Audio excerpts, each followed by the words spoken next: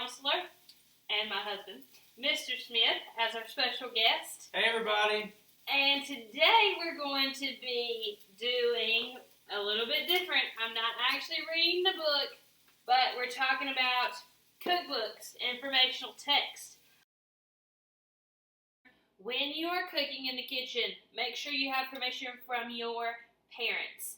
Don't mess with hot stuff and sharp knives and that kind of thing without your parents' permission. Also, if you're working with meat, and before you start cooking, but you need to wash your hands. Especially chicken, which we're going to be working with today. We're going to wash our hands after every time we touch the chicken. We're going to wash our hands. Have fun. We'll also be doing a little bit of math because we're not making the whole serving size for a couple of these dishes.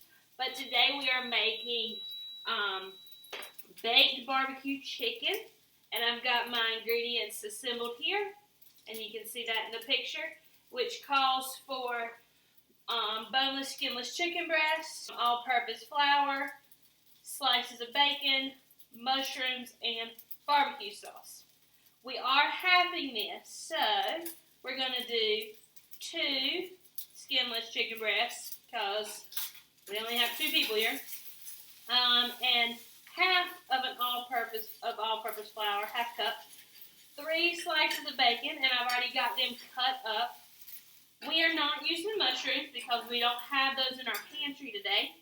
And when you're making a recipe, if you're making something like this and you're not a fan of mushrooms or you don't have mushrooms, a minor detail like that, it's not going to matter much. And then we're going to use half of the amount of barbecue sauce.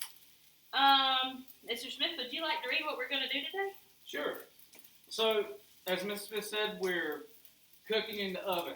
And anytime you're cooking anything that goes in the oven, step 1 is always turn the oven on.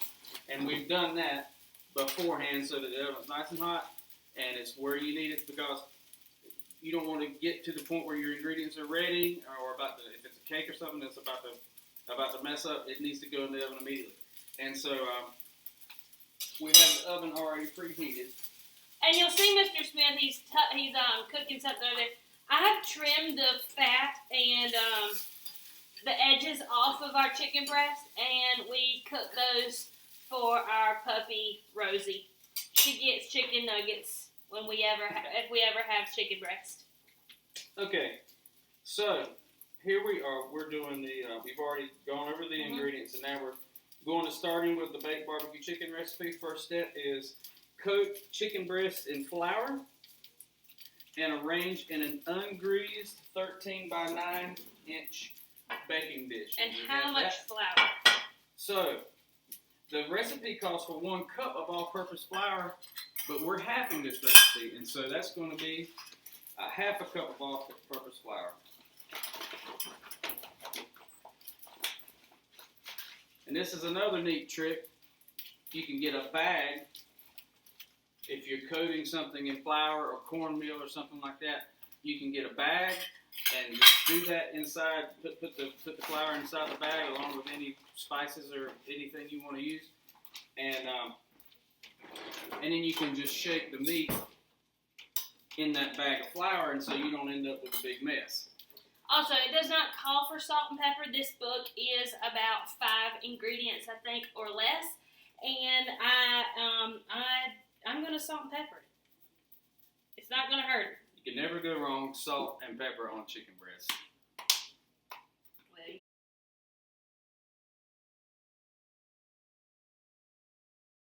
And now Mrs. Smith is putting the chicken in the bag with the flour.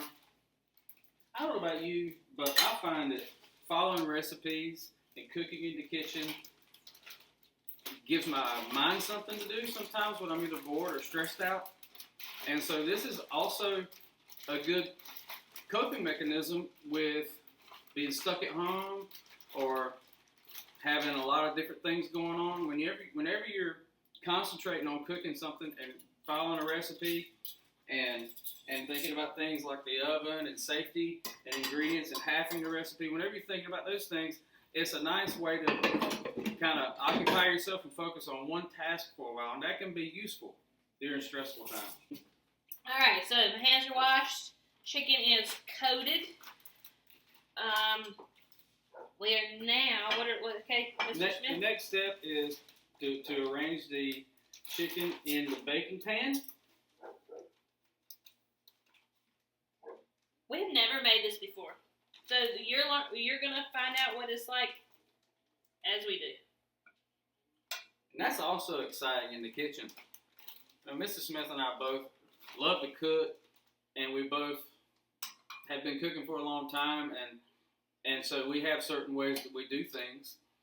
And following a recipe, start to finish, gives us the opportunity to do two things. It gives us the opportunity to cook something we've never cooked before, to step out on a limb, not knowing how it's going to turn out.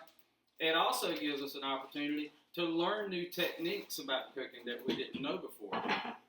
Okay, so you've arranged the chicken in the baking pan, and now the next step is to lay the bacon. You can never go wrong with bacon.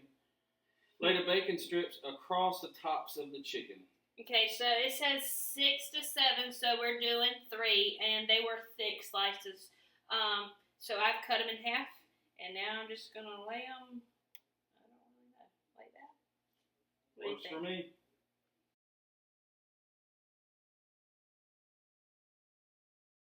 Okay, the next step is to bake it uncovered in a 400-degree oven, which we already have here for 45 minutes. Now, even though this is not hot yet, the insides of the oven are hot, and so I'm always wearing these anytime I'm going into or out of the oven. All right, so we are cooking that for 45 minutes. So now on to the green bean casserole. And for the green bean casserole, again, we're going to be halving the recipe, so we're going to use half of everything that's listed here. That's something that you're going to do. Often recipes are designed to feed 4 to 6 people, and if you don't have that many people, if you don't have that many ingredients, you can cut recipes in half, and that's what we're doing here. So it calls for 1 can of condensed cream of mushroom soup. We're going to use half. I'm going to use half of that. It calls for a half a cup of milk, and what's 1/2 of 1/2, Mrs. Smith? 1/4. That is 1/4, exactly. A little math there for you. So we're going to have 1/4 or 1/4 cup of milk. Pause there. I'm going to eyeball this half of this can because I can't quite measure half. I could, but we're going to eyeball it. Okay? And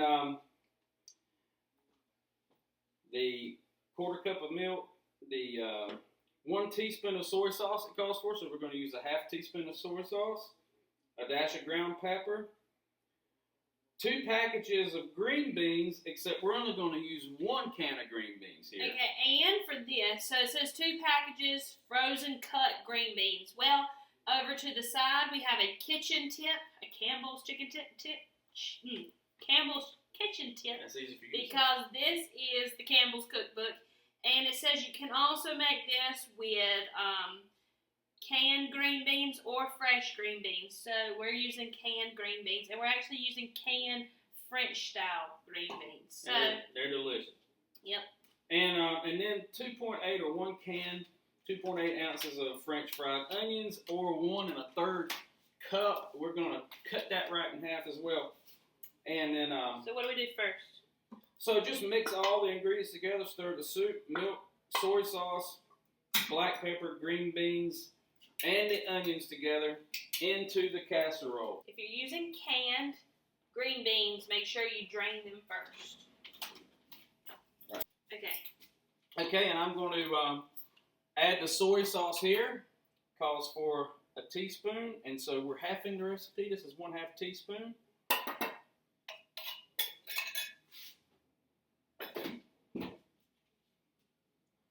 little baker's dozen there. And 1/2 cup of milk, so I'm using a 1/4 cup of milk.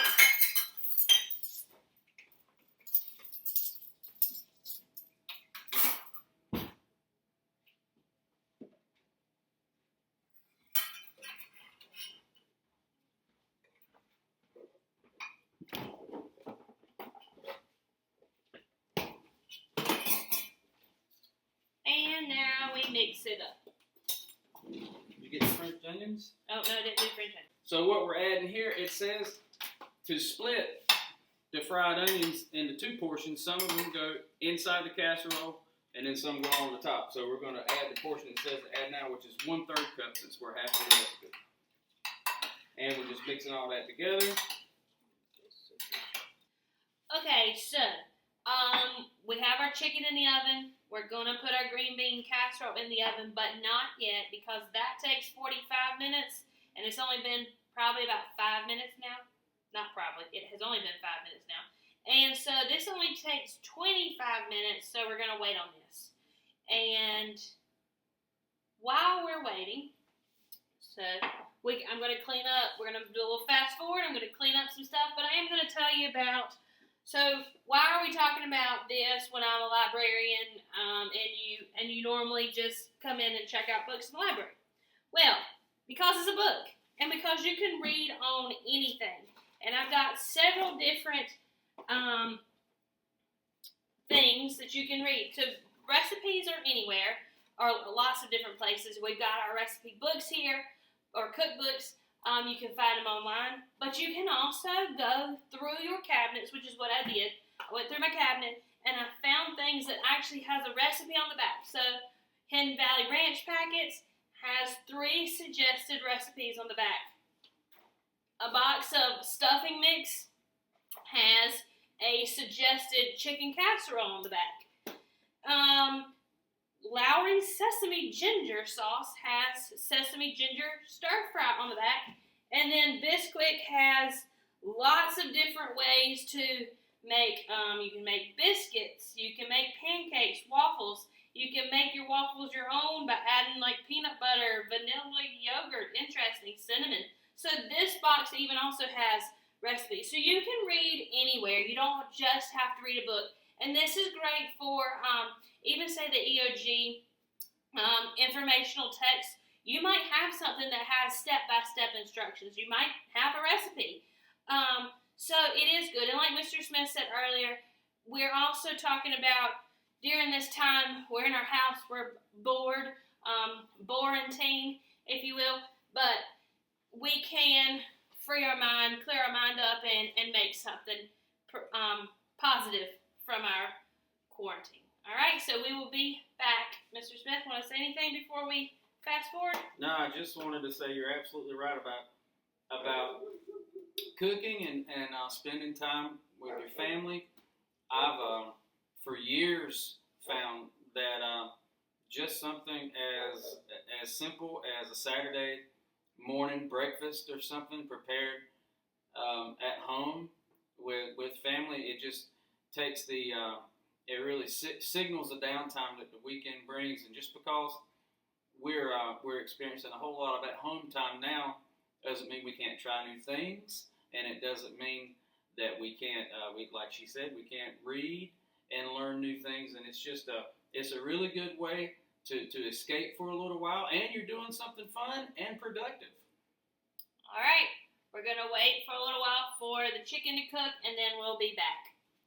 All right, so the chicken is going to take 45 minutes. The green bean casserole is going to take 25 minutes. It's been 20 minutes, do the math. It's been 20 minutes on the chicken, so now it is time to put in the green bean casserole. What do we do when we're going in the oven for any reason? Put on your oven mitts. Chicken's looking good. It's looking good. And smelling good. Well, smell like bacon. Okay, so while that is cooking, we will now make the Anytime Cheesy Biscuits. Okay, so we're halving this recipe also. And so I'm going to just go ahead and do the math for you. We're going to be using 1 cup of biscuit baking mix,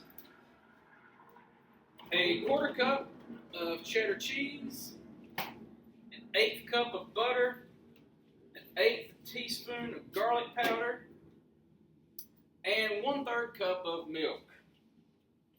Right. So we're going to mix the first 3 ingredients. That'd be the baking mix, the cheddar cheese, and the milk, the way they're listed here. Mix them until a soft dough forms.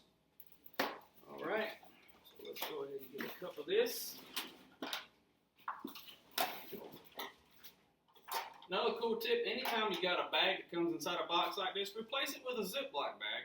And that way, you don't have to worry about that folding it over and finding a clip and all that.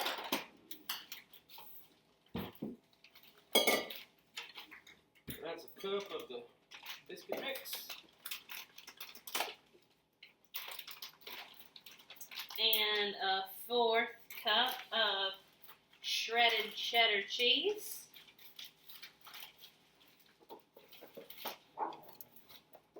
A little extra won't hurt. A little extra cheese never hurts, a little extra bacon never hurts. And 1/3 cup of milk goes in next.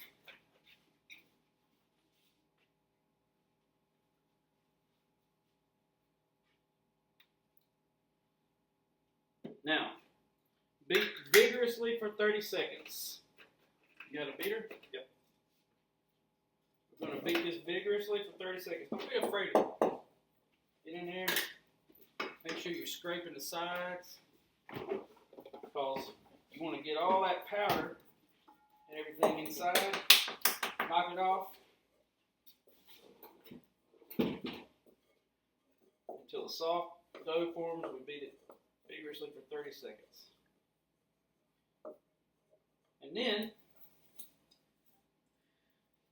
we're going to drop it by rounded tablespoonfuls onto a greased baking sheet. This is a scoop, not an ice cream scoop, but a scoop made for this that is a tablespoon. Like a cookie scoop. It's good for sausage balls. It's good for biscuits like this.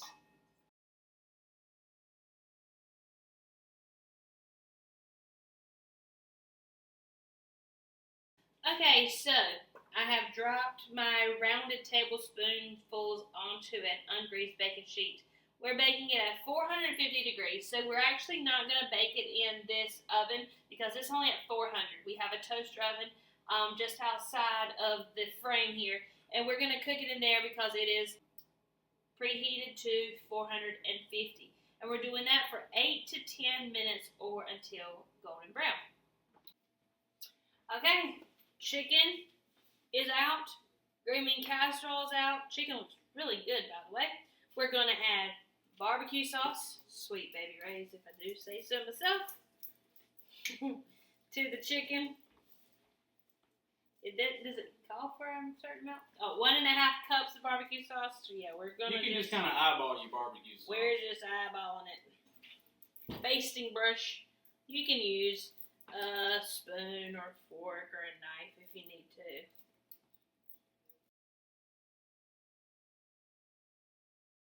Chicken's good.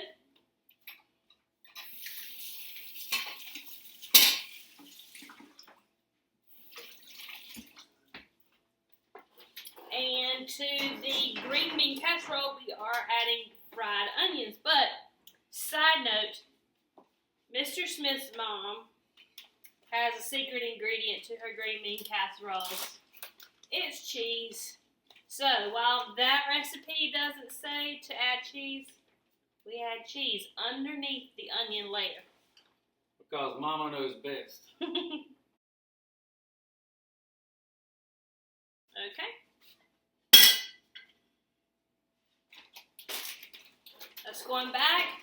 Biscuits are almost done. And we are almost ready. Okay, everything is done. It looks great, smells great. The last thing to do, the directions say to mix together melted butter and garlic. Which we have already done. And now you put it on the biscuits. And don't be afraid of this. Just get them nice and buttery, because these are they're small, and so they're supposed to be a little rich and succulent. Good word. So we have followed 3 recipes, step by step. It looks great, and we'll let you know how it goes. Thanks for tuning in to Frank's Reading Rainbow. Thank you, Mr. Smith, for I miss cooking y'all. with me. We both miss you. we will hopefully see you soon. Bye. Be well. Goodbye.